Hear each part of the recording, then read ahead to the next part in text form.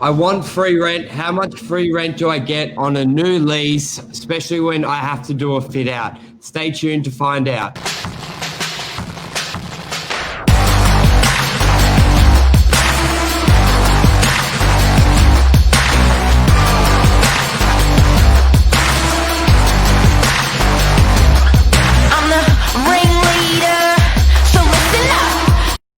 Good morning, everyone. Welcome to Morning Minutes. Myself, Michael Bergio, and James for episode 358. I want free rent. How much free rent do I get, especially when I've got to do a fit out for a commercial property? James, good morning. Good morning, Michael. How are you? Good. And Malfreda, good to have you on.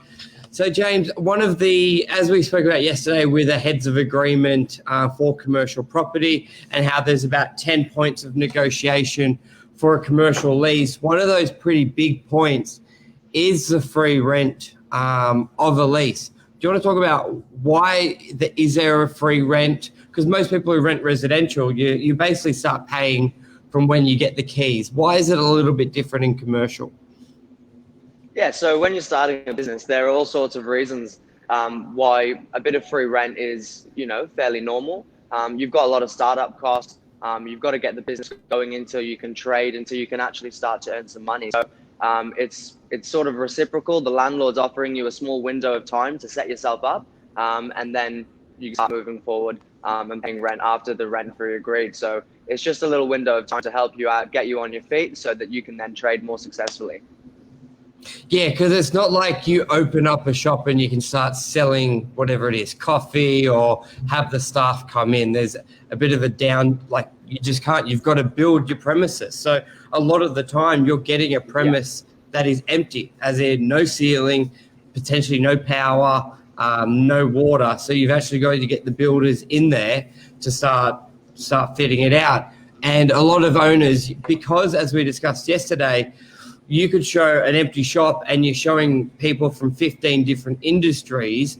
A lot of the time you don't get anything half fitted out, because for what one person wants could be very, very different to what another person wants. So typically when the old tenant leaves, an owner's instructions will be rip everything out, because whatever you've got here, yes, it looks great, the next person may not want it. So it's always better to start from a clean slate. So that's probably where you work that in. But so like anything, just like a sale price or a rental price, the owner wants it to be in their advantage, and the tenant wants it to be in their advantage. So the tenant wants it as long as it can be, the rent free, and the owner wants it to be as short as it can be, because that means they're getting rent really quickly. And a lot of tenants are always, a lot of time, James, they just don't know what is normal and what they should ask for. And a lot of the time, just like all negotiations, you don't want to seem too greedy or like you're trying to get one over. But a lot of time they don't know where to go. So, James, for a typical, let's say a shop that they will be doing an office fit out compared to maybe a restaurant, do you want to talk us through some of that dialogue and how you would explain that to a tenant on how much they should ask for? Yeah, sure. So generally speaking, it is dependent on what you're doing, how long your lease is, how much rent you're paying, essentially what your agreed terms are. And yeah, you don't want to have a look at that offer sheet, and when it says rent free, get excited and think, oh, that means I'm going to be able to potentially get 6 months to a year off. If you're doing a year's rent, you've also got to be mindful of your potential landlord or prospective landlord, essentially. And you don't want to come off, as you say, in a greedy way. So a rule of thumb, generally speaking, with the sort of smaller deals, what we say, we probably go around the 6 to 8%. And potentially with some of the bit different types of businesses, you might be fitting out a restaurant or putting a kitchen in, or a cafe, or something industrial where there's a lot more sort of heavy machinery going in. You might be able to typically get sort of maybe 10% of rent from that year, maybe up to 12. So there's a different dynamic depending on the type of premises that you're entering into, the length of lease, the amount of rent that you're paying. So there's all sorts of contributing factors. Yeah, and I think the biggest thing, so just to convert what James was saying from percentage, is basically each year is 1 month free rent. So if you're, so 10% would be, if you're leasing it for 12 months, 10% would be 1.2 months free rent, 5% would be 0.6 months free rent. But the key question I ask anyone I'm showing the property, because the rent free is for a fit out. So the most important question to the tenant is, how long do you think it will take to fit out? And then you can go from there. So, and that's what the owner will be asking as well, because if a property's already fitted out, then yes, you may get normally if you were to do the fit out, you get 3 months fit out. Doesn't mean you get 3 months fit out because it's already fitted out. So a big question I always ask is, how long would it take? And if they go, it will take 6 weeks to fit out, then we can relay that to the owner saying, well, fit out 6 weeks. There's always a little bit of delays. Maybe 8 weeks is fair. So the key question is how long, and also when your builders can start, because sometimes you need to offer a bit of a buffer because they may not be able to get in to start their fit out for a month. So a lot of all this is big negotiation points, not to mention if they need council approval, which can then really delay a deal where it could take 3 months to get approval, and a lot of tenants, and then which is completely normal. You don't want to start, say, a 50 grand fit out if council could turn around and say, no, you can't operate there. So there are a lot of moving parts, which goes back to the importance of that heads of agreement and having people in place. James, for a tenant to find out about the approvals, who are the people they can speak to from when they see us and they want to open up a medical centre, a retail shop? Talk us through liaising with council or a private certifier. Yeah, sure. So, look, we deal with this all the time, and there are all sorts of different people that want to change the use of a premises. There are certain circumstances or situations or properties that you can have a CDC, a private certifier, who can generally do the job a bit quicker than going down the DA sort of route. So your agent, your local agent, commercial agent should be able to point you in the right direction to get good advice on that. Generally, they'll have a couple of contacts first for someone they can speak to in further detail and sort of industry professional in that side of things. So yeah, it all comes back down to clear communication with your agent. I think it's the bottom line for almost all of these little scenarios.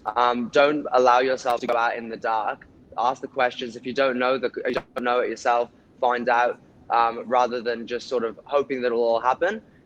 Even little things like you might need strata approval in a building, and often that might be, it might be as little as 21 days, but just to have that buffer of time where you're premeditating that you'll need to have these things in place.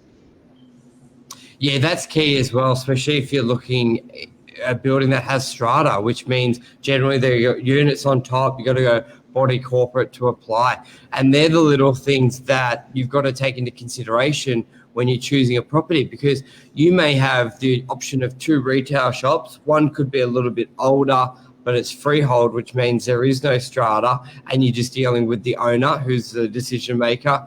Or you have, yes, a nice new shop, but that you've got a strata to deal with. And let's say you may want to be open in 2 months, and if you can't even book because sometimes you got to wait 21 days or to get in front of the body corporate to get approval or submit something.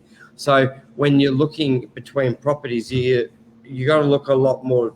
You got to look past potentially the rent that the owner is charging and compared to your actual ability to get in there and do your fit out. Also, James, what about when to get your fit out approved? Do you want to go through with commercial how basically within the 4 walls a tenant can do what they like, and then if they move out, do you want to go through what they have to do there? And it's a lot of it. It's a big courtesy to let an owner know you fit out, but you've pretty much got free range. Do you want to discuss that and a make good? Yeah, I think general rule of thumb is, and again, your agent should be giving you this advice, but any works you want to do, get it in writing, submit it through to your agent, get it submitted back to the landlord, so that there's always a paper trail of what you're doing. So you're covering yourself, the landlord's covering themselves. So I think that's one part of sort of the highest importance. You don't want to go and do all of this work and then it not be approved. You don't have permission, whatever it is, and it have to be torn out at your cost and potentially have to do again. In terms of, excuse me, Michael. In terms of, what did you say for your second point? Sorry, And it make was about good. make good. Yeah, About make good. So yeah, again, make sure you've got recorded evidence of where you were at when you took the premises, and you're returning it back to that same condition. So it's making sure that you've got a paper trail at the end of the day. The expectancy is almost always that it will be taken to the exact same condition as it previously was, or better at the end of the day. And you'll get yourself in a bit of a trap if you end up doing works that you weren't approved, that you shouldn't have removed certain things, whatever it might be. So back to the paper trail every single time. and that's what a lot of tenants don't understand, because you would have come up across this a lot, James, where they're trying to negotiate and the tenant always goes, oh, but I'm adding so much value to the property. But they don't understand that basically what they're adding in is most likely going to get ripped out. So to an owner, you're not really adding the value because it's yours. So that and the owner will probably say rip it out. So there isn't necessarily that value. I find that as a big misconception with a lot of tenants. They're like, I'm spending all this money on his property. It's like, yeah, but more than likely it's going to be asked to be ripped out because an owner wants to start from fresh for another tenant. But that means for a tenant, you're adding value for yourself. Correct. And that comes to the importance of the length of your lease, because if you've got a 200 grand fit out and you're only asking for a 1 year lease, it's probably not the smartest thing, because you basically got to look at your input and make sure that your lease will be long enough for you to recoup your investment back, because the owner's not going to turn around and say, oh, you only stayed for a year, here's half your fit out back in money. So you've got to be able to accumulate that feedback. So it's very careful. You've got to be careful if you're smaller, the investment of fit out, you can do a smaller length lease. But if you're spending a lot of amount of money on your fit out, you need a really long lease. Like a restaurant, when they're doing 200 grand fit out, you don't necessarily want to do a 1 year lease. You may secure a 5 year lease. So it's very important to weigh up all those options, because I've had it before. I've had a tenant do a cafe fit out, spent a fortune, but then the next tenant in there wanted to do a retail shop. So they ripped it all out. So it didn't have much value. And I was asked, what about fit out contributions by landlords? What benefits to them, tax related? Generally, the only contribution a landlord does for a fit out is that rent-free period. So it could be 1 month's rent, it could be 3 months, it could be 4 months. In some cases, I've seen 6 to 9 months when it could be a national tenant, much larger fit out, like we've got one in DY. Taco Bell's going in there. That's basically a $90,000 contribution, 9 months free rent, waiting for DA. But they're doing a $1.6 million fit out for the property, and it's a national tenant.